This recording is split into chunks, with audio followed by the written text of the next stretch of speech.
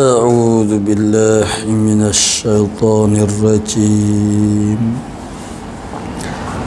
بسم الله الرحمن الرحيم. الحمد لله الذي أخرج عباده من ظلمات الكفر والشرك إلى نور الإيمان والتوحيد، والصلاة والسلام على من به الشفاعة العظمى وتخلص من أهوال المحشر لمن آمن بالله ورسله أجمعين، وعلى آله الطاهرين وأصحابه نجوم الهدى عدد كل حرف كتب ويكتب أبد الآبدين ودهر الداحرين. اللهم فقهنا في الدين وعلمنا التأويل. اللهم فقهنا في الدين وعلمنا التأويل. اللهم فقهنا في الدين وعلمنا التأويل. اللهم رب اشرح لي صدري ويسر لي أمري واحلل عقدة من لساني يفقه قولي. أما بعد، فقال الشيخ المؤلف رحمه الله تعالى: ونفعنا بعلومه في الدارين amin ya rabbal alamin.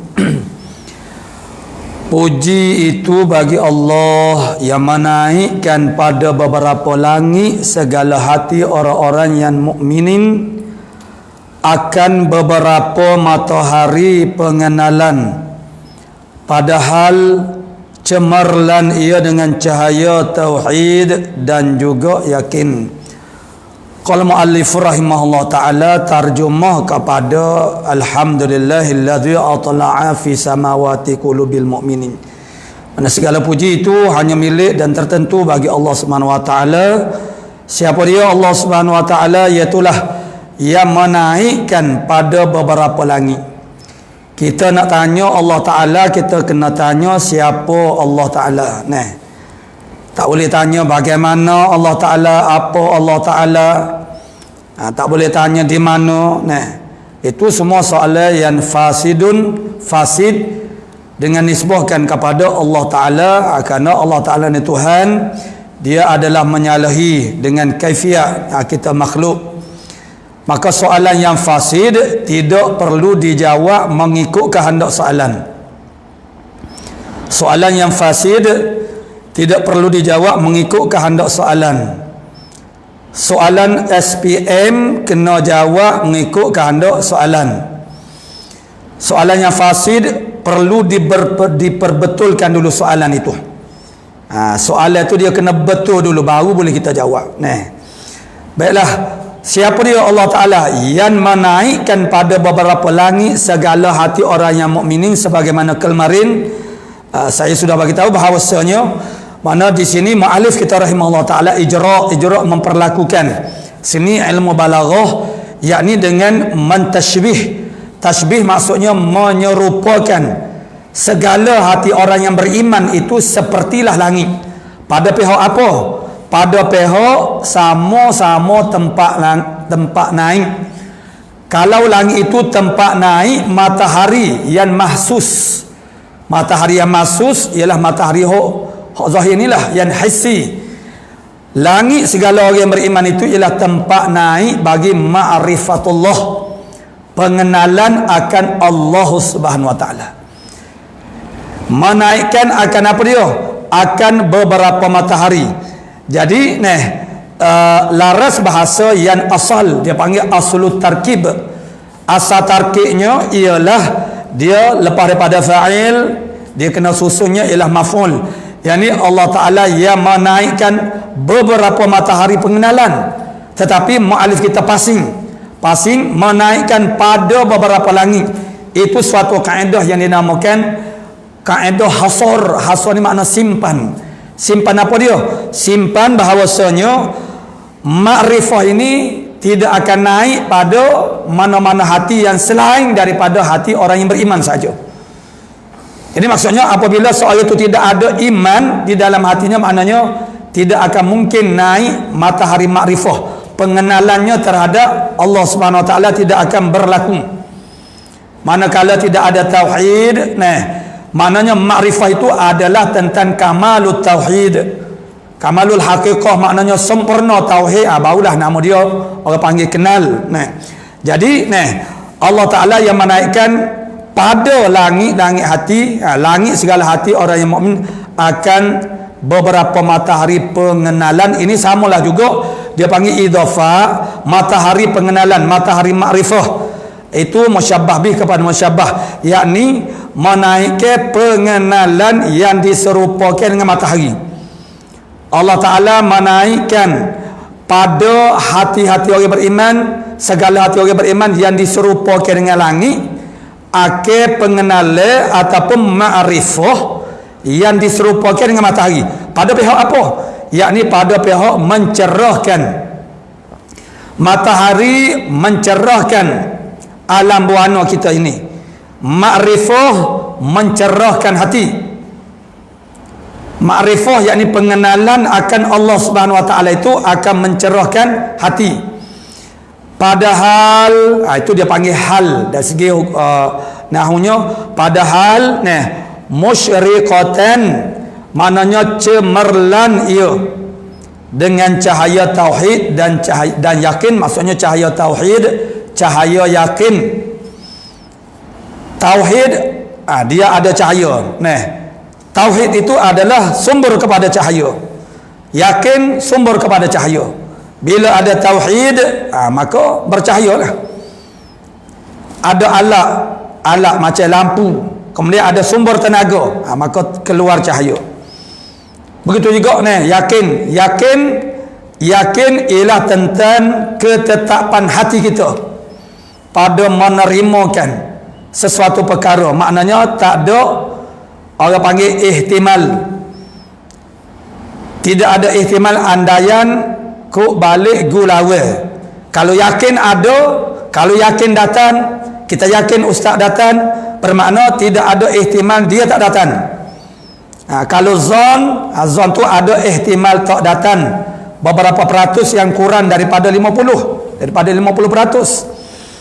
Ya, kalau yakin solid, padu, tidak ada lompan yang mana tak berlubang. Luban itu ya, keyakinan itu dia ada tahap-tahapnya. Walaupun kita panggil yakin, tapi kelas yakin itu berbeza-beza. Dia tak sama. Pencapaian yakin itu, tauhid itu juga mana dia tak sama. Ada peringkat-peringkatnya, dan dia ada aqallul qadri li sihhatil iman.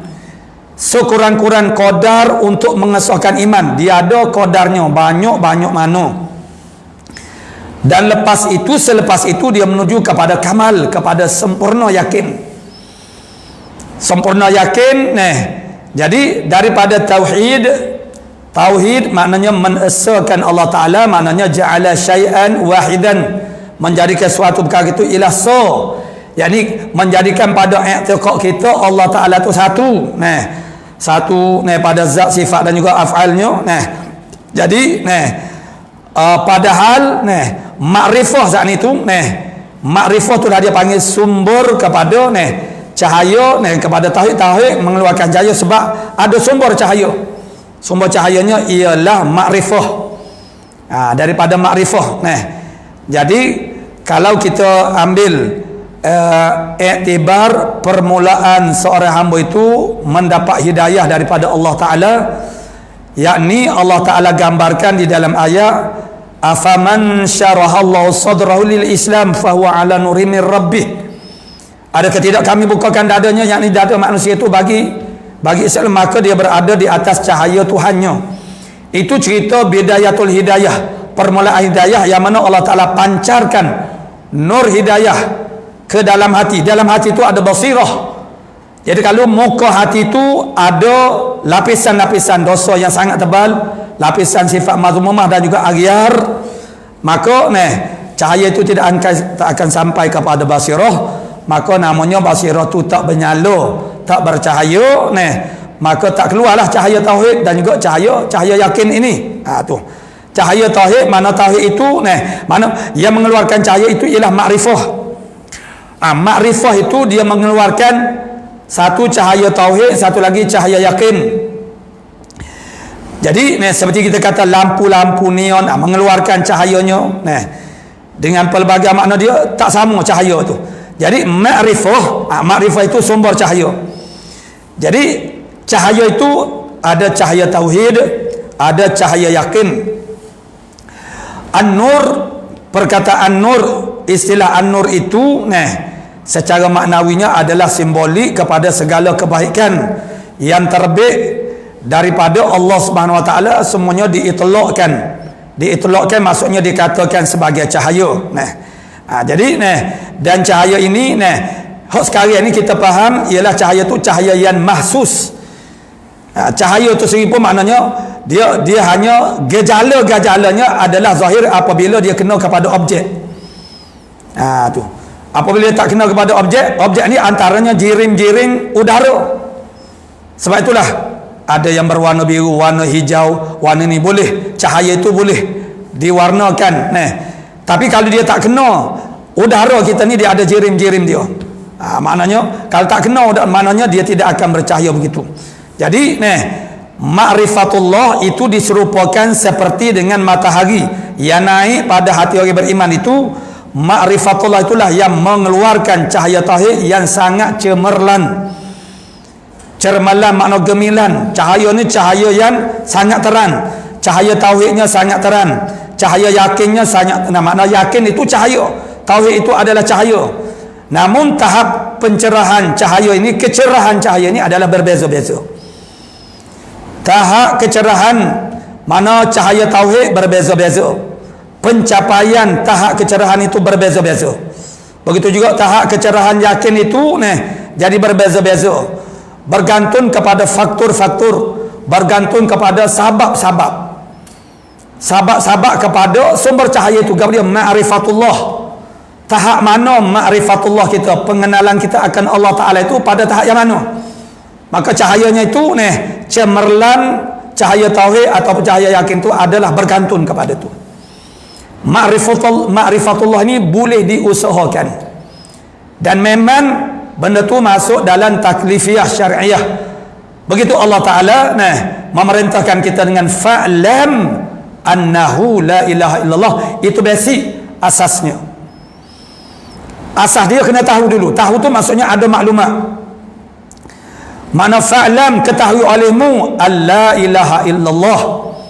Kemudian penerusan kepada itu ialah i'tiraf, tasdiq, yakin, takrir.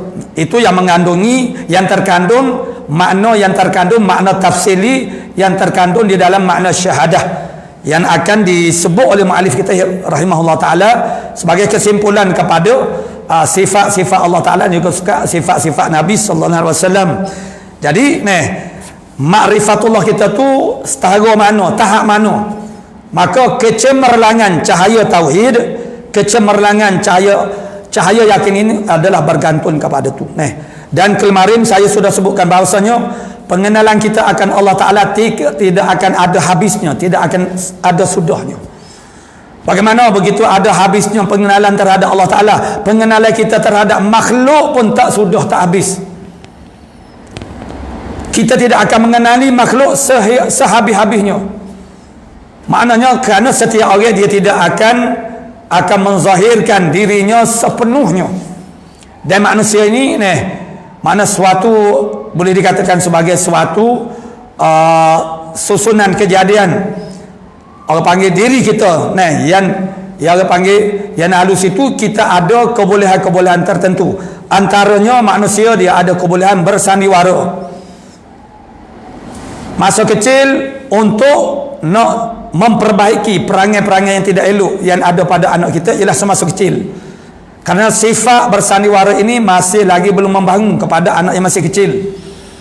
Dengan sebab itu apa-apa pun yang ada di dalam batinnya dia akan terserlah dengan gejala-gejala yang zahir, itulah perbuatan-perbuatan dia. Sebab sifat malunya masih lagi belum membangun, ada dah. Nah, maknanya orang panggil potensi itu, maknanya sifat itu, naluri itu ada tapi belum lagi membangun. Dan orang panggil sifat bersandiwara, maknanya dia tidak sampai kepada suatu tahap yang matang lagi. Dengan sebab itu dia tak boleh nak bersandiwara lagi. Bila kita mencapai suatu usia, maknanya kita manusia ni kita akan pandai bersandiwara. Dengan sebab itu kita pandai menutupi hakikat diri kita bagaimana. Dengan sebab itu orang tidak akan dapat atau akan mampu untuk mengenali kita sehabis-habisnya. Itu makhluk. Kalau makhluk pun kita tidak akan kenal habis, walaupun diri makhluk itu ada limit dia, ada tahdid dia. Tetapi oleh kerana kemampuan pemantauan kita, sifat pemantauan kita tu adalah sangat terhad, maka itu menjadikan kita tidak mampu untuk mengenali sesuatu itu sehabis-habisnya. Ini kan pula Allah Subhanahu Wa Taala Khaliqul Alam, yang menjadi sekalian alam ini, yang mana sifat kamalaknya tidak ada hingga. Cuma kewajiban kepada kita itu dengan qadar yang tertentu yang ditunjukkan oleh Allah Ta'ala, sebagai kita ni boleh mengenal Allah Ta'ala dan akhirnya boleh melakukan ibadah kepada dia dan boleh bermuamalah dengan Allah Subhanahu Wa Ta'ala. Jadi matahari yang zahir ini kadang-kadang berlaku gerhana, maka matahari makrifah juga macam tu, boleh saja gerhana menyebabkan orang panggil fungsinya tidak berlaku. Dengan sebab itulah kita kena sentiasa menjaga orang panggil mana matahari makrifah ini supaya dia sentiasa segar, supaya dia boleh mencahayakan maknanya tauhid dan yakin itu makna pada tahap yang paling cemerlang. Jadi ini dia panggil apa dia? Dia panggil khutbah kitab. Bismillahirrahmanirrahim. Alhamdulillah, dengan tawabi'nya selawat dan juga salam, itu dia panggil khutbah kitab. Selepas daripada amma ba'du ataupun wa ba'du, itulah baru masuk kepada sama ada muqaddimah ataupun maksud. Kita selalu mengikut kategori kitab yang besar-besar, dia lengkap dari segi penyusunan kitabnya. Dia ada khutbah kitab, dia ada muqaddimah kitab, kemudian dia buat muqaddimah ilmu. Muqaddimah ada dua ilmu, muqaddimah kitab. Kemudian baru dia masuk kepada konten, pada kandungan, maknanya maudhu'. Jadi kita sekarang masih lagi berada pada khutbah kitab muallif kita rahimahullah taala, yang ini dipanggil sebagai bara'atul istihlalin di dalam ilmu badi', yakni dalam ucapan orang panggil tahmidnya itu dan juga selawat itu sudah ada suatu bayangan, sudah ada satu gambaran tentang konten yang nak disampaikan selepas daripada ini. Itu satu teknik yang dinamakan sebagai bara'atul istihlalin. Kalau bahasa Kelantannya dia panggil siring-siring napok anak boleh. Bara'atul istihlalin, istihlal itu ambil daripada hilal. Siring-siring napok anak boleh. Nampak dah riuk-riuk, nampak anak boleh. Maksudnya kita nampak dah riuk-riuk. Kalau air kan nampak riuk air. Nampak dah riuk-riuk. Mu'alif kita ni nak bercakap soal apa dia. Tu. Ini adalah penting. Penting sebagai isti'dadi, persiapan kepada pembaca, persiapan kepada audien. Kita berceramah dalam kata-kata alhamdulillah itu mestilah ada suatu kata bayangan yang menunjukkan bahawasanya kontennya apa dia. Jadi kalau kita kata ahli perubatan, dia nak bercakap tentang, dia nak ceramah tentang kesihatan perubatan, dia begitu. Tapi ialah orang awam tu dia tak tahulah sebab dia tak belajar ilmu ini. Jadi hanya sekadar panggil mana alhamdulillah biasa-biasa Tapi bagi orang yang ada ilmu dia akan canan seluruhnya orang panggil kemampuan dia itu untuk diserlahkan sebagai, kerana ilmu itu dia ada faedah dia. Ilmu itu lagi ini untuk mencantikkan orang panggil penyampaian ilmu itu.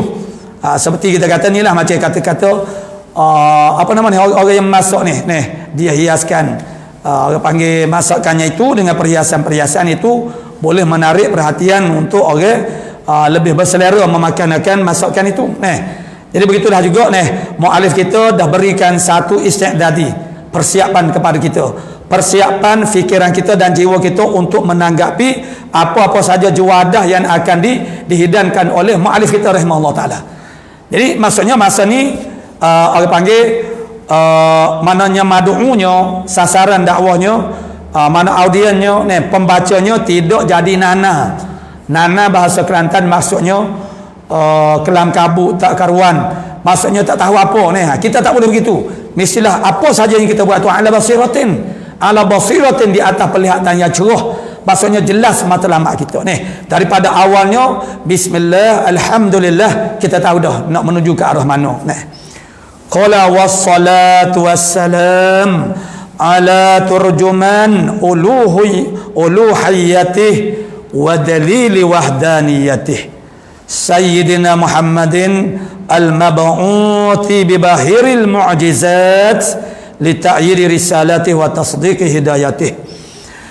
Dan rahmat dan sejahtera atas juru bahasa. Dan rahmat itu tarjumuh kepada as-salatu. Kerana as-salat itu mengikut masdarnya, mengikut terbitnya daripada siapa yang bersolawat itu, siapa dia. Maka makna solawat itu akan berbeza-beza. Selawat yang datang daripada Allah Ta'ala itu nama dia ialah rahmah Allah Ta'ala, kasih sayang Allah Ta'ala. Kalau selawat itu datang daripada para malaikat, itu bermakna istighfar daripada para malaikat. Innallaha wa malaikatahu yusalluna 'alan nabi. Sesungguhnya Allah Ta'ala dan para malaikat berselawat di atas Nabi. Maka makna Allah Ta'ala berselawat di atas Nabi ialah Allah Ta'ala memberi kerahmatan kepada Nabi sallallahu alaihi wasallam. Para malaikat maknanya mengucapkan selawat, maknanya istighfar bagi pihak Nabi bukan bermakna Nabi itu maknanya ada dosa, tetapi ifadahnya ialah bagi memantapkan lagi kedudukan Nabi, yakni menjadikan lebih sempurna maqam Nabi sallallahu alaihi wasallam di sisi Allah Subhanahu wa taala. Dan kalau datang daripada jin dan juga manusia yang merupakan dua athiqala ini, dua makhluk yang memberatkan muka bumi ini dengan dosa, dan juga dipanggil al-mukallafah ini, dua makhluk yang ditaklifkan dengan hukum taklifiyah syar'iyah. Maka makna selawat itu ialah doa. Makna kita doa sama juga konsepnya ialah makna kita mendoakan bahawa Nabi ataupun Rasul sallallahu alaihi wasallam itu sentiasa bertambah-tambah kesempurnaannya. Kerana maknanya kesempurnaan Nabi itu makna bukan orang panggil dia masih lagi boleh bertambah. Ada orang panggil ya juzu yazida, boleh, harus bahawa dia boleh bertambah lagi.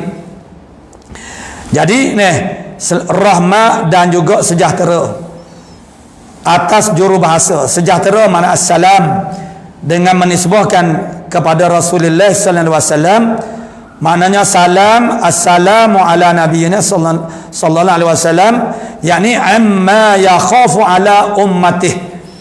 Apa yang sejahteranya? Selamat Nabi ni macam mana? Yakni selamat Nabi sallallahu alaihi wasallam di atas perkara yang baginda bimbang takut berlaku di atas umatnya. Tetapi Rasulullah sallallahu alaihi wasallam sejahtera, makna selamat. Selamat para rasul itu ialah di atas perkara daripada perkara amma yakhafu ala ummatih, daripada perkara yang rasul itu takut bimbang berlaku di atas umat dia. Apa dia? Dukhulun nar, masuk neraka. Maksudnya ialah Nabi sallallahu alaihi wasallam sejahtera, makna selamat, tentu tidak akan masuk neraka. Para rasul seluruhnya tentu tidak akan masuk neraka. Kita umat belum tentu lagi. Kita umat belum tentu lagi. Jadi itu yang dibimbangi oleh Rasulullah sallallahu alaihi wasallam. Maka dengan sebab itu Nabi duduk dalam keadaan tidak pernah santai, tidak pernah relax, bukan memikirkan nasibnya, hazzuhu nasibuhu, bahagiannya mana dia tidak, tetapi kerana memikiri dan sentiasa berusaha untuk menyelamatkan umatnya. Pandangan Nabi kepada kehidupan manusia, syurga neraka. Nabi melihat manusia, segala perbuatan kita, aktiviti kita, itu gambaran bahasanya kita berjalan menuju kepada syurga ataupun menuju kepada neraka. Kalau kita sebagai orang dewasa, orang tua, melihat kanak-kanak dia tidak ada sifat bergamuk. Bergamuk ni menandaikan sesuatu perkara yang akan berlaku. Dia tak reti nak andaikan bahawa dia melakukan satu-satu perkara itu maknanya akan berlaku, natijahnya, rezatnya macam ni, dia tak reti. Orang zaman dulu, budak-budak zaman dahulu, ketika maknanya zaman-zaman mandi di telaga secara terbuka di luar daripada rumah, dalam satu kampung itu ada 2-3 butir telaga sahaja. Begitu berlaku mukhalatah, takhaluk dengan keadaan, kerana Islam itu pun masih belum orang panggil kesempurnaan mana ilmunya, maklumat tentang Islam pun tidak begitu orang panggil sampai lagi, lalu orang panggil mukhalatahnya dengan tidak tutup aurat. Ayatnya ialah telaga itu zaman dulu dia tak ada kerek, yang tidak ada kerek itu dia buat pagar, dan lama-lama pagar itu kerana kena hujan panas dia akan jadi buruk, akhirnya kadang-kadang tertanggal dan tidak ada orang mengambil tanggungjawab untuk memperbaikinya ataupun buat semula. Maka terdedahlah telaga itu dengan tidak ada benteng, yang itu orang panggil menjadikan dia tu sangat berisiko, bahasanya orang boleh jatuh di dalamnya. Ya, orang dewasa mereka sangat berhati-hati, tapi kanak-kanak duk main kok bira telaga kok tepi-tepi telaga. Lalu orang dewasa melarangnya, we jangan main kok bira telaga. Bapanya dia kata takut jatuh dah. Dia kata tak jatuh pun tu. Jadi makna budak dia tak reti nak bergamuk, nak andaikan. Sekarang budak-budak kecil bermain di bira jalan, tepi-tepi jalan yang begitu sibuk. Zaman dahulu masa kita kecil-kecil dulu orang-orang dewasa dia letak bunggu di atas tepi jalan raya. Kerana keretanya tak banyak. Tapi sekali kalau buat macam tu jawab dia tak ada lah punggungnya, rapang habis dah. Jadi kanak-kanak dia bermain di tepi jalan raya, begitu dia berlari menuju, begitu orang tua begitu berteriak, bimbang takut dia tu maknanya terlajak ke atas jalan raya, kereta yang tak putus-putus. Bila dilarang, awal jangan main kok bira jalan. Dia jawab bapanya, takut tepuh kereta, tak kena tepuh pun dia kata. Maknanya budak-budak dia tak reti bergamuk, dia tak ada sifat bergamuk bagi yang akan datang. Bagi yang akhir tu dia tak reti nak bergamuk, nak andaikan. Buat macam ini terdedah kepada risikonya, yang macam mana dia tak pandai. Begitulah maknanya kanak-kanak maknanya dia tidak ada sifat itu yang menyebabkan dia tidak ada sifat berhati-hati ataupun menjaga. Jadi manusia seluruhnya ini seolah-olahnya macam kanak-kanak lah. Apa saja tindakan mereka itu, mereka tidak meletakkan kepada rizal ataupun natijahnya jadi macam mana. Nabi sentiasa melihat keadaan kehidupan manusia itu dalam keadaan sebagaimana ayat wa hadainahun najdain, kami tunjukkan kepadanya 2 jalan, satu jalan ke syurga, satu lagi jalan ke neraka. Macam mana kalau kita melihat kanak-kanak yang menuju kepada api yang besar? Macam mana kita melihat seseorang yang melakukan kanak-kanak yang melakukan pekerjaan yang merisikokan bahaya kepada diri dia? Begitu cara Nabi melihat kehidupan kita manusia. Ramai manusia ni kebanyakannya ialah seolah-olah berjalan menuju nak pergi masuk dalam neraka. Itu dengan sebab itu macam mana Nabi nak boleh tidur nyenyak, macam mana Nabi nak boleh santai-santai, macam mana Nabi nak bersenang-senang, walaupun jaminan baginda sallallahu alaihi wasallam tentu masuk syurga, tentu tak masuk neraka. Sebab Allah Ta'ala dah sejahterakan ke atas diri para rasul ini daripada bahaya-bahaya di akhirat kelak. Itu dipanggil bahaya akhirat, gerah akhirat. Gerah ada 2, gerah dunia, gerah akhirat. Gerah maknanya mara bahaya. Bahaya ada bahaya dunia, ada bahaya akhirat. Bahaya dunia terlalu kecil dibandingkan dengan bahaya akhirat. Maka dengan sebab itu kalau kita tidak terlepas daripada bahaya dunia, tak mengapa. Kita minta jauh daripada bahaya dunia juga, tapi kalau kena juga, itu adalah sangat mudah berbanding dengan bahaya akhirat, iaitulah masuk neraka. Dan yang lebih daripada itu lagi ialah mukhalladun fiha, kekal selama-lamanya. Dengan sebab apa? Bisyirki billah, dengan sebab syirik, bikufri billah, dan dengan sebab kufur kepada Allah Subhanahu wa ta'ala. Maka perkara yang paling utama dalam hidup kita ialah membebaskan diri kita daripada asyirk dan juga al-kufr. Kerana itulah dia panggil rantai yang menambah kita untuk, yang menarik kita untuk masuk di dalam neraka selama-lamanya. Jadi Nabi yang sudah disejahterakan oleh Allah Subhanahu wa taala, namun ajaran nasihat, ad-dinu nasihat. Agama tu ialah nasihat. Nasihat apa maksud? Nasihat maksudnya ialah nak kebaikan kepada orang Islam. Lawan kepada ajaran nasihat ialah dengki, hasad dengki. Dan itu datang daripada ajaran benci membenci. Ajaran nasihat datang daripada ajaran saya menyayangi. Saya membawa kepada nasihat, benci membawa kepada dengki. Maka pentingkan diri sendiri adalah masuk dalam jalur benci membenci. Nabi tidak pernah sekalipun membawa ajaran pentingkan diri sendiri. Dengan sebab itu Nabi tidak nak masuk syurga seorang diri dia saja. Nabi nak bawa seramai-ramainya manusia. Kerana Nabi cinta kepada ummah, Nabi suka semua manusia, semua makhluk mendapat kebaikan. Maka dengan sebab itulah Allah Ta'ala letakkan Nabi sebagai rahmatan lil alamin, sebagai rahmat bagi sekalian alam. Dengan sebab bika ya Rasulullah, dengan bisababika, dengan sebabmu ya Rasulullah, mana kami mendapat hidayah. Sebab rahmat yang Allah Ta'ala letakkan pada dirinya, walaupun dia itu sudah disejahterakan daripada bahaya akhirat. Namun untuk kita mendapat Allah panggil pertolongan Rasulullah SAW ini, kita juga kena ada hubungan dengan Rasulullah. Kalau kita tidak ada hubungan dengan Rasulullah SAW, Allah Ta'ala nak memuliakan Nabi kita Muhammad SAW, maka apa-apa pun, walaupun kita boleh direct kepada Allah, berdoa, kita kena selawat dulu ke atas Nabi SAW. Allah Ta'ala aturkan begini supaya kita, Nabi itu menjadi sangat-sangat mulia. Apabila kita menjadi wasilah ataupun sabab kepada kita, orang lain mendapat kebaikan, maka itu kerana Allah Ta'ala nak muliakan kita. Jadi sejahtera atas juru bahasa ketuhanannya nyonya Allah Subhanahu Wa Ta'ala.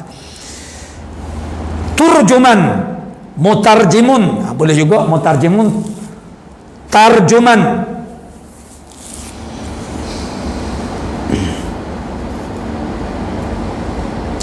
Tarjuman, turjuman.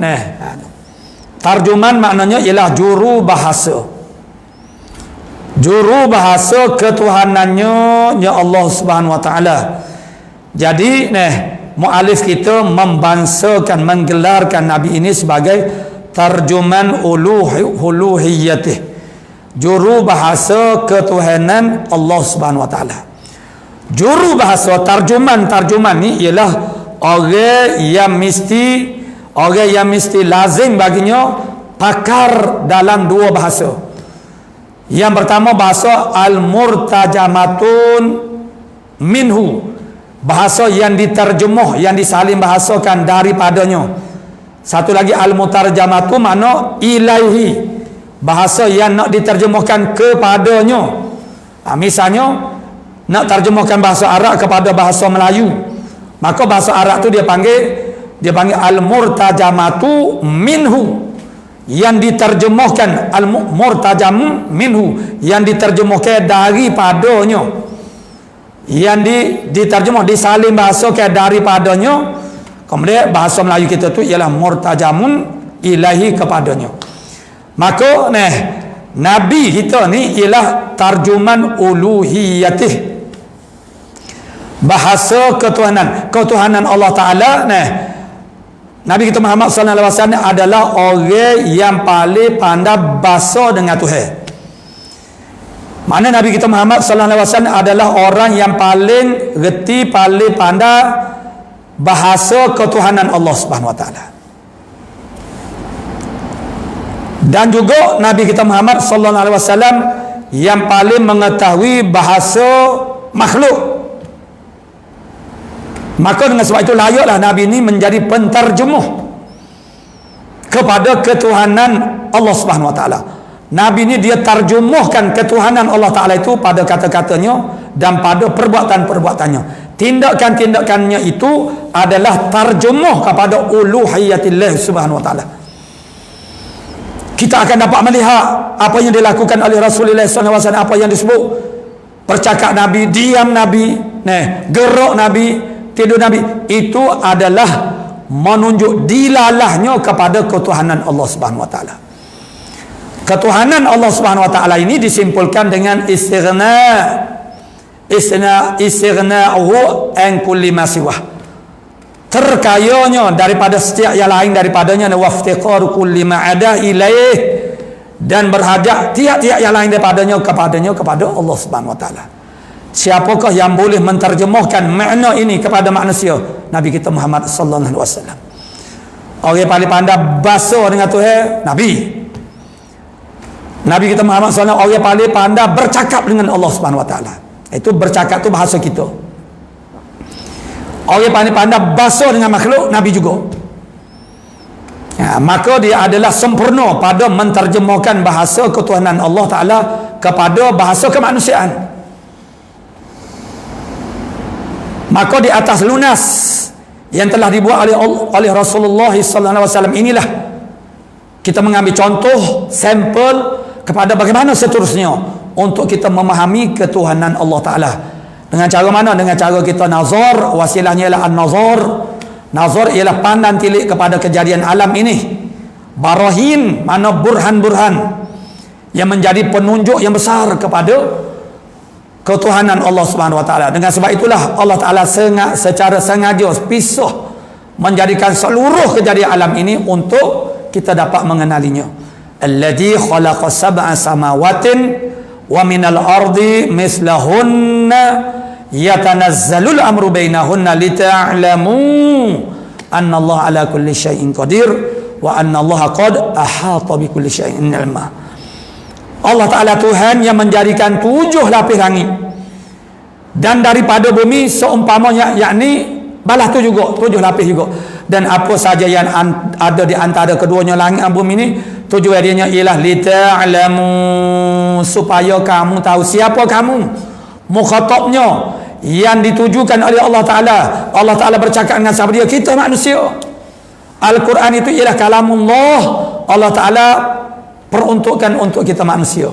Bila Allah Ta'ala kata mung, maknanya kita manusia, supaya mung boleh tahu bahasanya Allah Ta'ala itu bersifat dengan ilmu dan bersifat dengan kudrah. Di dalam ayat ini isyarat kepada ma'rifatullah. Wasilahnya, wasitahnya ialah dia kejadian alam ini. Karena kemarin saya sudah sebut bahasanya atafakuru fi ba'dil masani' yadullu ala ba'd sifati sani'.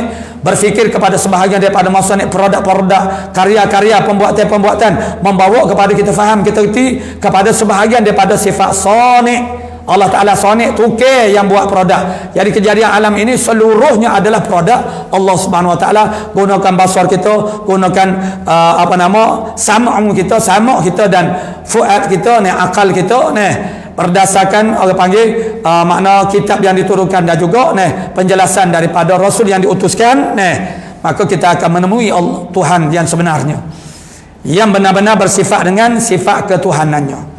Berdasar kepada asas basicnya ilmu yakin itu, amantu billah wa ma qala Allah. Nak boleh sampai kepada situ. Sekarang apa yang kita usahakan dengan pembelajaran ilmu akidah tauhid ini ialah untuk sampai kepada tahap ilmu yakin paling tidak, yakni keyakinan kita itu berdasarkan kepada barahin, kepada burhan, dalil-dalil. Di sana peringkat ma'rifatullah yang lebih tinggi, mereka yang digelar sebagai muqarrabin, digelar sebagai abrar, mereka ini tidak lagi bersandar kepada dalil untuk mengenali Allah Subhanahu Wa Taala, tetapi dengan tarik yang berbeza. Walaupun matlamat sama, tapi tarik jalannya tak serupa. Jadi Nabi ni siapa dia? Tarjuman uluhiyatih, ataupun turjuman, boleh baca tarjuman, boleh baca turjuman, sama dengan makna mutarjimun. Mutarjim pentarjemah, juru bahasa. Bahasa Melayu kita panggil juru bahasa, orang Kelantan panggil jub bahasa. Tulu bahasa nak bahasa ketuhanan. Hok boleh bahasa dengan Tuhan, boleh bahasa dengan makhluk, Nabi sallallahu alaihi wasallam.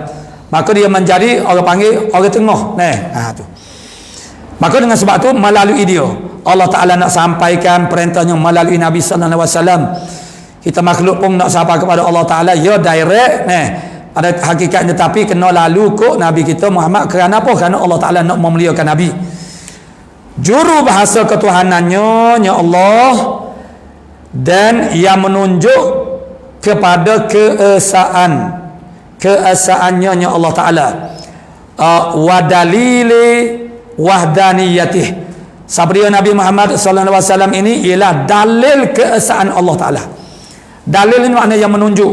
Dalil itu maksudnya ialah sesuatu yang kita faham, sesuatu yang lain itu dengan dia. Fahmu amrin bi amrin, itu tarif kan. Fahamkan suatu perkara dengan perkara yang lain. Kita faham kata bahawasanya ada api, kita tak nampak api, tapi kita melihat asap berkepul-kepul di udara, maka kita yakin, kita mengatakan bahasanya ada api di bawah sana. Tak nampak api kerana tapir dengan bangunan, dengan pohon kayu, dengan apa-apa sahaja yang besar yang ada di hadapan kita menyebabkan kita tidak nampak api. Tapi kita boleh mengatakan bahasanya ada api. Berdalilkan kepada asap. Asap tu dia panggil dalil, api tu dia panggil madlul, yang ditunjuk. Segalian makhluk ini dia panggil dalil, Allah Ta'ala tu dia panggil madlul. Madlul yang ditunjuk oleh sekalian alam tu siapa dia? Kewujudan Allah Ta'ala, kekuasaan Allah Subhanahu Wa Ta'ala. Dalam ilmu tasawuf memanggil dalil-dalil ini sebagai mazhar, tempat zahir. Tempat zahir Allah Ta'ala. Kejadian alam ini ialah tempat zahirnya Allah Subhanahu Wa Ta'ala. Dan Allah Ta'ala itu nama dia Az-Zahir. Bahkan dia Az-Zaharu, yang paling zahir daripada sekaliannya zahir. Bahkan dia zahir, berbicara sedikit, masuk sedikit, dengan lebih dalam sedikit. Nisbah kepada pencapaian makrifah itu ialah Allah Ta'ala itu zahir pada tiap-tiap suatu, di sisi tiap-tiap suatu. Itu maksudnya ialah merujuk kepada suatu tingkatan makrifatullah yang lebih tinggi lah daripada orang panggil peringkat ilmu yakin. Ilmu yakin itu menyimpulkan kata-kata ucapan kita, amantu billah wa ma qala Allah wa amantu bir rasul wa ma qala rasul. Aku beriman kepada Allah dan apa yang difirmankan oleh Allah Ta'ala. Aku beriman kepada Rasul dan apa yang disabdakan oleh Rasulullah SAW. Maknanya sebanyak mana firman-firman Allah Ta'ala wajib kita tasdik. Sebanyak mana kata-kata maqalatur rasul, perkataan-perkataan Rasul wajib kita tasdik, kita terima. Kerana kita sudah yakin dah siapa dia Nabi sallallahu alaihi wasallam. Jadi Nabi ni, tubuh badan Nabi di atas tokoh tubuh badan Nabi, so ni anggota yang zahir, kemudian khuluk perangai Nabi, kata-kata Nabi, segala tindakan Nabi, semua tu ialah dalil wahdaniyah Allah Ta'ala. Adapun kita ni tak boleh jadi dalil di atas wahdaniyah Allah Subhanahu Wa Ta'ala. Sebab kita ni cakap tak serupa bikin, kita buat tak serupa dengan kita ikrar dalam semayang Allahu Akbar. Tapi bila Assalamualaikum warahmatullahi wabarakatuh tidak ada Allahu Akbar. Jadi tak boleh nak buat pedoman, nak buat pecemeh, nak buat alamat diri kita tu di atas wahdaniyah Allah Subhanahu Wa Ta'ala. Nabi ini menjadi dalil kepada keesaan Allah Ta'ala. Percakapan Nabi, apa yang Nabi bercakap itu dalil menunjukkan Allah Ta'ala itu esa. Tindakan-tindakan Nabi menunjukkan Allah Ta'ala itu esa. Contoh dia, contohnya misalnya apa saja tawajuh hati kita dan tindakan kita itu berdasar, kalau takut hanya takut kepada Allah Subhanahu Wa Ta'ala. Cinta kepada Allah Ta'ala itu nombor satu. Harap hanya harap kepada Allah Ta'ala, bergantung harap hanya kepada Allah Subhanahu Wa Ta'ala. Yang kesimpulannya, an-naf'u wal madarrah, manfaat, mudarat, semuanya ialah daripada Allah Subhanahu Wa Ta'ala. Mana hanya tertuju, segala manfaat itu akan menerbitkan perasaan harap. Maka tidak ada yang la nafi'a illallahu, tidak ada yang boleh memberi manfaat melainkan hanya Allah Ta'ala. Itulah la ilaha illallah. Wala mudirra, tidak ada yang boleh memudaratkan illallah melainkan Allah Subhanahu Wa Ta'ala sahaja. Jadi apa sahaja tindakan Nabi, pergerakan Nabi, diam Nabi, tidur Nabi, tak bercakap Nabi, itu melambangkan dalil, maksudnya melambangkan keesaan Allah Subhanahu Wa Ta'ala. Maka kalau kita nak tengok, orang panggil untuk mengesan ketuhanan, keesaan Allah Ta'ala, tengok pada Nabi. Percakapan Nabi tidak ada sekarang secara zahirnya, tetapi Nabi ada asarnya, ada tinggalan-tinggalannya, iaitu menjadi pedoman kepada kita untuk mengenali wahdaniyah Allah Subhanahu Wa Ta'ala dengan segala kepada keesaannya Allah Ta'ala. Sabria tarjuman dalil wahdaniyah ini penghulu kita, ketua kita, pemimpin kita, Nabi Muhammad. Nabi Muhammad kalau turut barisnya ialah Nabi Muhammadin, Nabi Muhammad yang dibangkitkan, maksudnya yang diutuskan, mana yang dilantik jadi Rasul, yang dinombak oleh Allah Ta'ala sebagai Rasul. Itu maksud yang dibangkitkan. Nabi dibangkitkan sebagai Rasul, umur dia 40 tahun. Bukan dibangkitkan ke mana dilahirkan itu duduk lagi. Dibangkitkan maksudnya dirasmikan sebagai Rasul. Itu dengan segala mukjizat yang mengalahi. Allah Ta'ala bekalkan kepada para Rasul ini dengan mukjizat. Mukjizat itu maksudnya makna mukjizat, mukjiz makna i'jaz. Mukjizat itu maksudnya yang mengalahkan, itu maksud mukjizat. Maksud yang mengalahkan musuh daripada dapat mendatangkan yang seumpama Nabi buat tu, tak boleh nak buat. Dan mukjizat yang teragung ialah mukjizat yang berpanjangan ialah Al-Quran. Namun untuk kita dapat merasai i'jazul Quran, kita kena ada ilmu Quran, ilmu membaca Quran, ilmu makna-makna Quran.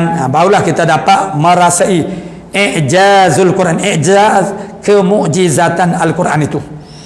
Dia tidak seperti mukjizat-mukjizat yang zahir seperti keluar air daripada celah-celah jari Nabi.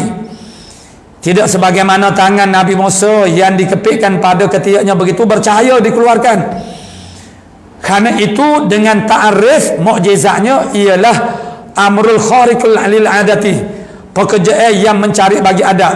Mencari bagi adat ni maksudnya luar biasa, yang di luar kebiasaan. Terbitnya air daripada celah-celah jari Nabi, itu sungguh luar biasa, mencarikan adat. Al-Quran orang tidak akan nampak kemujizatannya, melainkan dia ada ilmu tentang Quran, barulah dia dapat rasakan kemujizatannya. Bahkan sebenarnya Al-Quran itu mengatasi mukjizat-mukjizat yang lain. Allah Ta'ala bekalkan segala mukjizat yang mengalahi. Fungsi mukjizat ialah untuk nak orang panggil ta'yid. Ta'yid maksudnya nak menguatkan risalah para rasul. Sama ada mukjizat ataupun tidak ada mukjizat, rasul tetap rasul sabit ni. Tetapi supaya mudah diterima oleh manusia. Kerana kerja Nabi, hikmah dibangkitkan rasul itu ialah untuk menarik manusia kepada Allah Subhanahu Wa Taala. Maka manusia berfikir dengan cara berbeza. Maknanya manusia dia nak bukti. Mana bukti mung tu rasul tu. Bagi mereka yang memahami kaedah agama samawi. Jadi Allah Ta'ala bekalkan dengan mukjizat yang mengalahi. Yang mana mukjizat ini al-bahirah bibahiril mukjizat, dengan mukjizat dengan yang mengalahi daripada mukjizat. Yakni mukjizat ini dia panggil dia tukar. Yang asalnya ialah bil mukjizatil bahirah. Begitu asal dia. Dia tukar, dia nyontar ke bil mukjizatil bahirat. Dengan mukjizat-mukjizat yang mengalahkan. Kemudian dia tukar, dia buat bentuk dalam bentuk idafah. Jadi yang mengalahi daripada mukjizat, kalau kita terjemah mengikut cara tarkib dia buat idafah begitu. Jadi dengan segala mukjizat yang mengalahi, tu mengalahi kerana menguatkan li ta'yid risalatih, kerana Allah Ta'ala nak menguatkan risalahnya Nabi, makna kerasulan para rasul.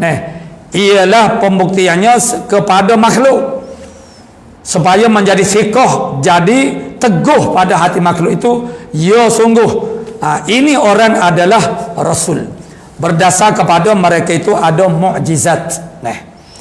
Dan ini difahami oleh panggil orang-orang yang dekat agamanya kepada agama Islam, seperti agama Kristian, agama Yahudi.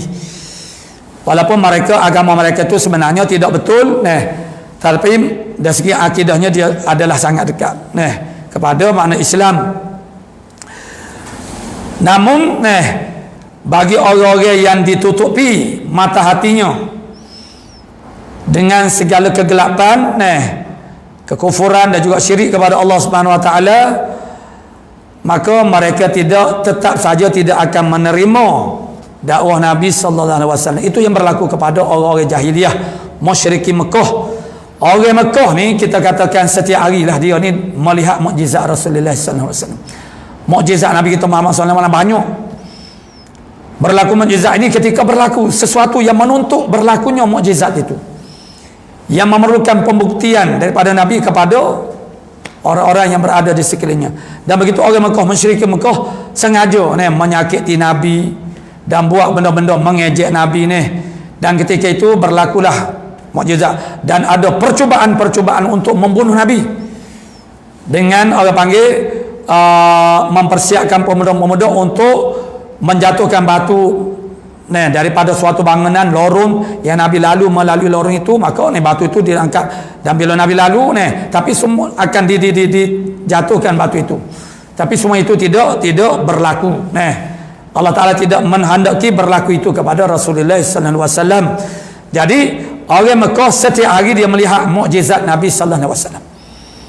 Namun itu tidak boleh menyentuh hati mereka. Karena hakikatnya yang dapat menyentuh hati mereka itu oleh Allah Subhanahu wa taala. Hati mereka tidak tersentuh untuk menerima kebenaran Rasulullah sallallahu alaihi wasallam.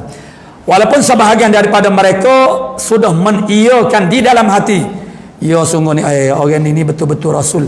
Tetapi ada halangan-halangan, ada kekangan-kekangan yang menyebabkan mereka itu tak dapat menerima.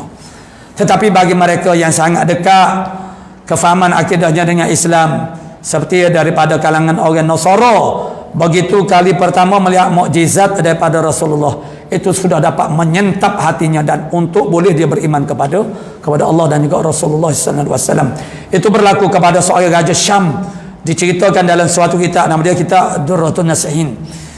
Habib bin Malik, satu orang raja daripada negeri Syam, yang dianya datang ke Mekah, kita katakanlah sebagai lawatan kerja bersama 12,000 angkatan tentera berkuda, angkatan tentera elit.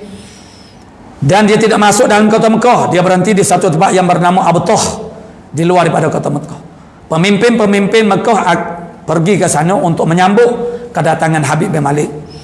Begitu mereka berbincang masalah kerja umpamanya. Selepas daripada itu, Habib bin Malik bertanyakan tentang seorang sudah sampai di Syam sana, ada di Mekah ni orang yang mendakwa dia tu Rasul akhir zaman. Betul ke tidak? Ada. Lalu mereka ini pemimpin Mekah mengatakan ya ada. Dan dinyatakan nama dia Muhammad. Jadi Habib bin Malik pun tanyalah, macam mana ni Muhammad ni? Macam mana orang ni? Jadi mereka itu mengatakan Nabi Muhammad ni seorang yang terbaik, khalqan wa khuluqan, kejadiannya dan juga perangainya, orang yang paling berjuruh, paling adil di kalangan kami. Tapi tak ada arah lah, dia kata bila dia menjelang umur 40 tahun dia jadi berona. Dia maksudnya ialah Nabi itu sudah dilantik jadi Rasul. Nabi berdakwah perkara yang tak kena angin, tak berlagu daun dengan mereka lalu mereka mengatakan Nabi itu berona. Lalu Habib bin Malik tidak puas hati. Habib bin Malik nak berjumpa sendiri dengan Nabi sallallahu alaihi wasallam. Lalu dia meminta kepada pemimpin Mekah untuk membawakan Nabi. Kalau Nabi tidak mahu, secara sukarela paksa dia akak. Begitu mana dihantarkan wakil, dan bersama dengan Nabi ialah Sayyidatina Khadijah dan juga Sayyidina Abu Bakar. Begitu wakil daripada pemimpin Mekah minta Nabi Muhammad untuk tampil ke Abtah, kerana raja daripada Syam nak berjumpa dengan dia. Sebab Abi Malik nak temu ramah, nak temu duga lagi Nabi nak tahu ialah kodok Nabi Muhammad ni ialah Rasul yang sebenar. Jadi begitu Nabi bersama Abu Bakar, Siti Khadijah, apabila dijemput Nabi, keberatan untuk membenarkan Nabi dibawa.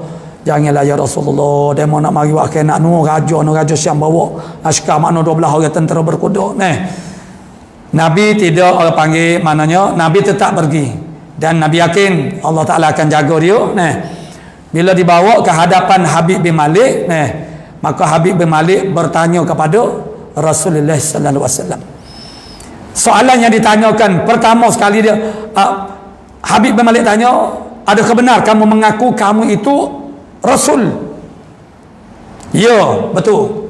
Saya mendakwa saya ni adalah Rasul. Saya mengaku saya adalah Rasulullah sallallahu alaihi wasallam. Soalan seterusnya ditanya oleh Habib, alakal mukjizat. Tengok. Adakah kamu ada mukjizat? Bermaknanya Habib bin Malik dia faham seorang Rasul itu mesti ada mukjizat. Orang Mekah setiap hari nak hari berdepan dengan mukjizat demi mukjizat berlaku kepada mereka, tapi itu tidak menyentap, tak dapat menyentuh hati mereka. Sebab itu dia panggil orang jahiliah. Habib bin Malik dia tanya, alakal mukjizat? Adakah kamu ni ada mukjizat? Nabi jawab, masyita, nak gapo? Itu cara orang panggil. Ada segi balarahnya, makna kalau orang tu mari dengan cara backing, kita kena jawab backing juga. Maksudnya cara tegas, jangan tunjuk lembek. Dia mari, ada mukjizat ke dah? Ada nak gapo? Ada mana nak gapo? Kaya? Gitulah soalannya.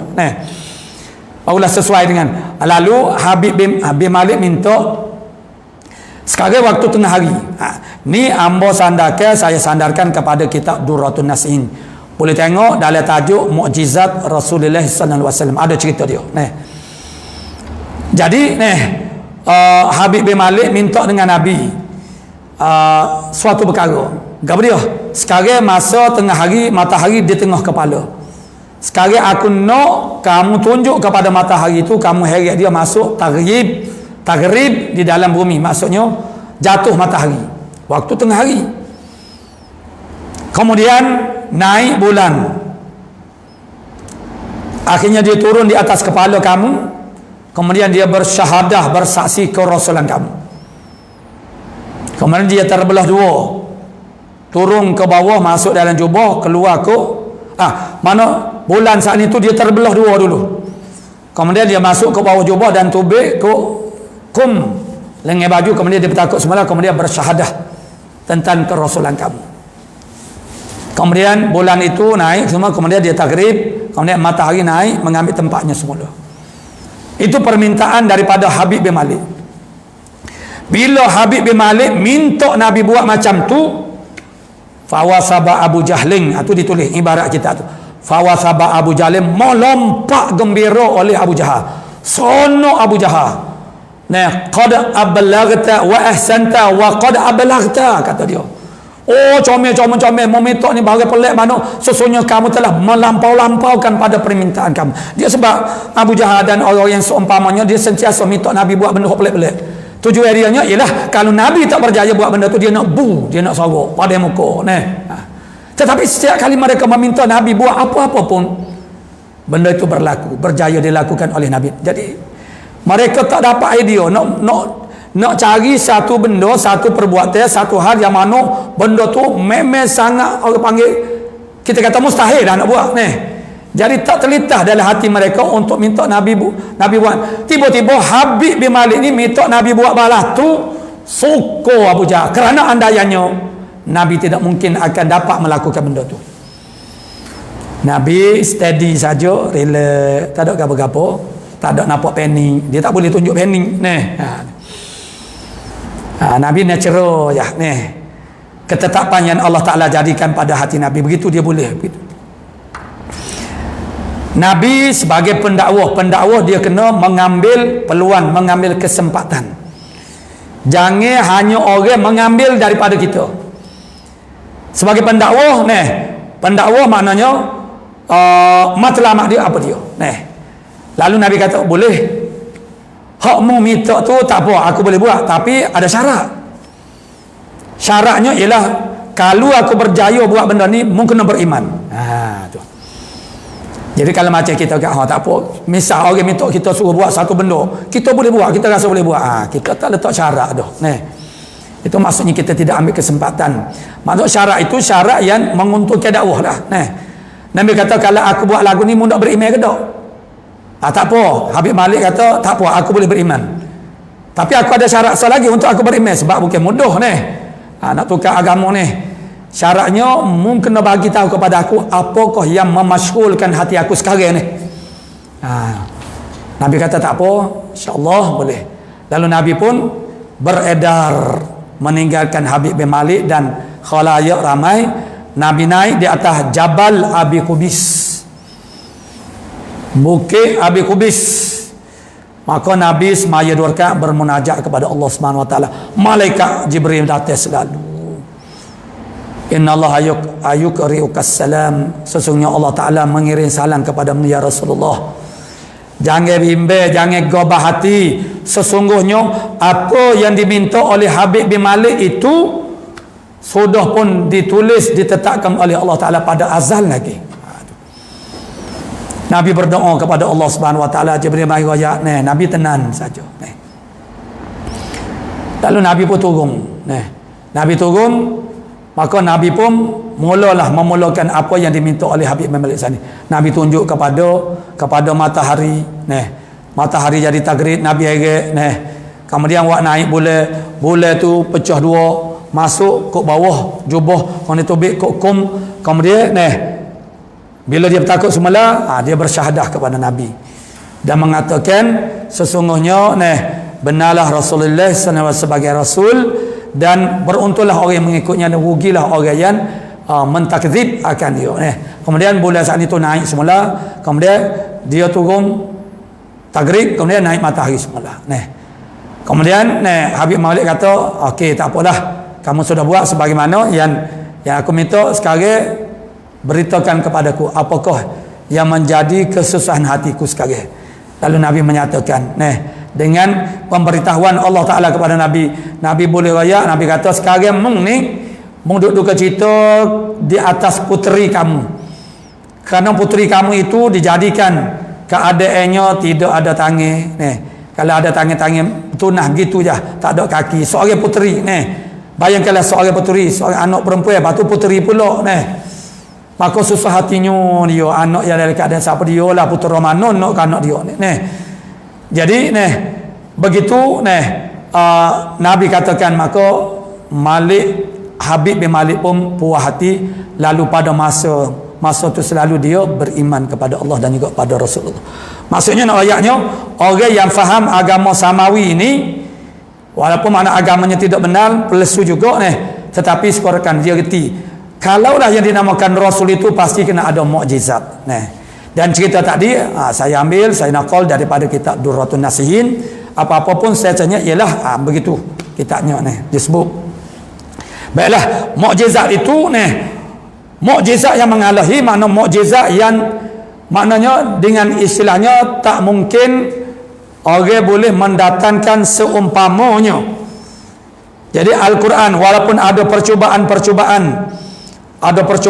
begitu zaman dahulu, zaman sekarang pun ada percubaan nak reka-reka nak buat macam Quran tapi tak jadi, akhirnya mereka itu jadi hina. Dan sekarang ada maknanya Quran yang pelesu.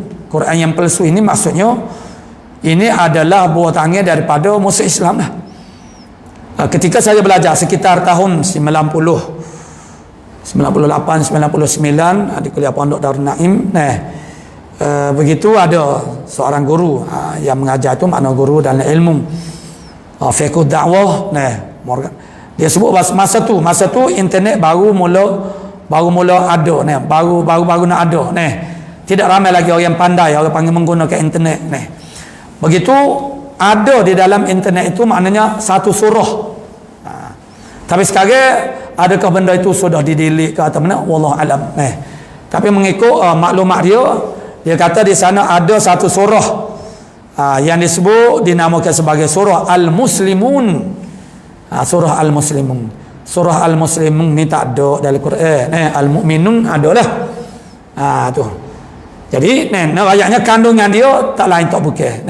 Itu sebenarnya adalah daripada orang panggil Kristian yang akhirnya membawa kepada penisbatan Nabi Isa AS itu adalah anak Tuhan. Dia nak pergi pada situ, tetapi dia telah mengelirukan orang Islam dengan menamakan itu adalah surah Al-Muslimun, dan itu adalah daripada Al-Quran. Jadi kalau orang yang tidak biasa dengan Al-Quran, boleh jadi dia akan menerima, dan itu satu perkara yang sangat bahaya. Sebab itulah sambil-sambil kita belajar ilmu akidah tauhid ini, dan bila kita disebut dulu ada aqaid, ada masail. Masail ini adalah berbeza-beza mengikut zaman dan tempat. InsyaAllah kita kena, maknanya kita kena tatbik apa yang berlaku di zaman dahulu dan dirakam oleh para muallifin, para musannifin di dalam kitab-kitab mereka. Maka di situ menjadi satu pedoman kepada kita bahawa apa yang timbul sekarang, kalau kita katakan baru timbul, sebenarnya dia ada persamaan dengan perkara-perkara yang telah timbul pada masa dulu dari sudut pandangannya, ideanya, fahamannya. Dengan sebab itulah kita kena tahu menilai, supaya kita tahu sumbernya daripada mana. Bila tahu sumber, dia lebih mudah untuk kita tanganinya, dan supaya kita jelas. Dan itu tujuan kita belajar ilmu akidah tauhid, supaya kita mengenali orang panggil tauhid macam mana, iman macam mana, iman yang sebenar macam mana. Di samping itu kita kena belajar juga tentang tasyrik, kita juga kena belajar tentang ta'til.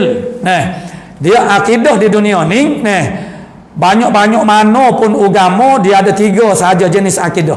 Yang pertama akidah tu tasyrik, akidah tasyrik Tuhan agama. Yang kedua, Tuhan ramah ni akal tak boleh terima. Yang kedua, akidatul ta'til. Ta'til ni tak ada, kosong, tidak ada Tuhan, yakni ateis. Dan di tengah-tengahnya nama dia akidatul tauhid, itulah akidatul adli. Akidah yang adil itu ialah akidah tauhid. Tuhan ni tak ada lalu. Tuhan ada tapi dia tidak ramah, dia ada saja. Maka satu hujung yang melampau, Tuhan tu ramah. Satu hujungnya Tuhan ni tak ada. Maka di atas prinsip dasar akidah ta'til, di atas prinsip dasar akidah tasyrik, dia terbitlah pelbagai jenama-jenama yang perlu kita kenal pastikan mereka membawa fahaman ke arah mana, ke arah akidah yang macam mana, supaya kita tu boleh sanggup dengan cara yang terbaik. Tu.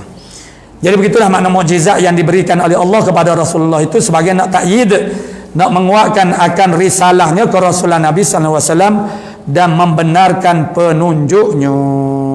Itu kita tinggalkan perkataan dan membenarkan penunjuknya ila akhir. Wallahu subhanahu wa ta'ala a'lamu bisawab. Jadi sebelum kita mengakhiri kuliah kita pada pagi ini dan sebelum daripada kita berdoa, saya sebagai sahibul manhal. Sahibul manhal ni tempat ni lah, tempat yang kita sedang bersiaran sekarang ni, yang dibina semenjak setahun lepas, sebagai suatu tempat markazut talaqi. Saya namakan tempat ni Al-Manhalun Nushi, tempat berhenti minum air nasihat. Markazut talaqi, markaz mana pusat talaqi. Talaqi makna belajar secara bersemuka. Lil ulumi diniyah, bagi ilmu-ilmu yang dibahasakan pada ilmu-ilmu agama. Jadi alhamdulillah, dengan pertolongan Allah Ta'ala, dengan izin Allah Ta'ala, dengan kehendak Allah Subhanahu Wa Ta'ala, maka Allah Ta'ala selain daripada saya sendiri, Allah Ta'ala hantar kepada saya orang-orang pelajar-pelajar saya yang merupakan para asatiz yang telah banyak menolong saya sehingga kan maknanya tempat ini dikatakan bolehlah orang panggil kita boleh guna. Walaupun masih lagi banyak kelengkapan yang perlu kita sempurnakan. Jadi mengikut tata cara kita sekarang itu, maksudnya kita dalam proses untuk mengadakan perasmian pembukaan panggil tempat ini. Walaupun kita telah beroperasi semenjak PKP dulu lagi. Masa PKP itu selain daripada online, sebenarnya di hadapan saya itu sampai ada lebih daripada 10 orang dalam satu bilik kecil 10 kali 10. Begitu saya melihat sangat bersesak, maka daripada situlah tercetus dalam hati saya untuk sediakan tempat yang agak lebih selesa, lebih luas sedikit lah. Dan itulah yang saya namakan sebagai Al-Manhalun Nushi, yang insya-Allah kalau tidak ada apa-apa perubahan, kita akan rasmikan pada 1 Muharram bersamaan dengan 19 hari bulan 7. Jadi untuk persiapan perasmian pada hari itu, begitu kita perlu kepada sedikit dana, dan alhamdulillah mana dana itu sudah sampai sebahagiannya kepada saya. Saya cukup-cukup sangat berterima kasih kepada penyumbang-penyumbang daripada kalangan adik kakak yang sedang mengikuti live ini sekarang ataupun tidak sempat untuk secara live. Saya berbanyak-banyak terima kasih kepada anda sekalian yang memberi sokongan, dan ini akan memberikan orang panggil keberkatan kepada kita semua dan juga semangat untuk kita tu sentiasa bekerja dengan lebih semangat dan lebih bersungguh-sungguh. Jadi mana saya ucapkan terima kasih banyak-banyak kepada penyumbang-penyumbang yang ada, dan bukan saja yang untuk hari perasmian ini, bahkan sebelum daripada ini pun sudah banyak ada, walaupun saya tidak membuka untuk mengetik derma mana, tetapi di kalangan orang terdekat itu ada yang memberi sumbangan. Dan begitulah juga dengan wasitah dengan Ustaz Mubi kita ni, maknanya saya mendapat orang panggil itu, Allah Ta'ala hantar Ustaz Mubi kepada saya untuk memudahkan urusan orang panggil perjalanan manhal ini. Dan anda sekalian yang telah orang panggil memberi sumbangan, saya doakan Allah Ta'ala yang membalas jazakumullahu khairan katsira, dan mudah-mudahan Allah Ta'ala memberkati orang panggil rezeki anda semua, mudah-mudahan bertambah-tambah rezeki, dan itu semua kita usahakan dan kita niatkan untuk li'i'la'i kalimatillahi hiyal uliyah untuk meninggikan kalimah Allah Subhanahu wa taala, yakni agama Allah taala yang dia tinggi. Cara meninggikan agama Allah taala itu adalah pelbagai. Mengajar itu adalah satu cabang daripada dakwah. Dakwah itu adalah terlalu luas. Semua daripada kita adalah doa, yakni dai pendakwah, orang yang memanggil manusia kepada Allah Subhanahu wa taala. Maka saya doakan mudah-mudahan Allah taala berikan semangat dan kekuatan kepada anda semua untuk terus menerus orang panggil memberi sokongan dari sudut apapun, dari segi ekonomi, dari segi dana, dari segi apapun supaya orang panggil agama Islam ini dapat maju. Kita usahakan mengikut apa yang Allah taala beri kebolehan kepada kita. Kita gunakan orang panggil kelebihan-kelebihan itu untuk agama Allah Subhanahu wa taala. Mudah-mudahan kita semua diberkati dan dirahmati oleh Allah Subhanahu wa taala ila akhir. Wallahu Subhanahu wa taala a'lamu bissawab. A'udzu billahi minasyaitonir rajim. Bismillahirrahmanirrahim. Alhamdulillah rabbil alamin wassalatu wassalam ala asyrafil anbiya'i wal mursalin wa ala alihi wa sahbihi ajma'in. Allahumma taqabbal minna innaka antas sami'un alim. Wa tub alaina ya maulana innaka antat tawwabur rahim. Allahumma inna nas'aluka al-ilma khaifin wa inabatal mukhbitin wa syukra sabirin wa taubatas siddiqin wa sallallahu ala sayyidina Muhammadin wa ala alihi wa sahbihi ajma'in walhamdulillahi rabbil alamin.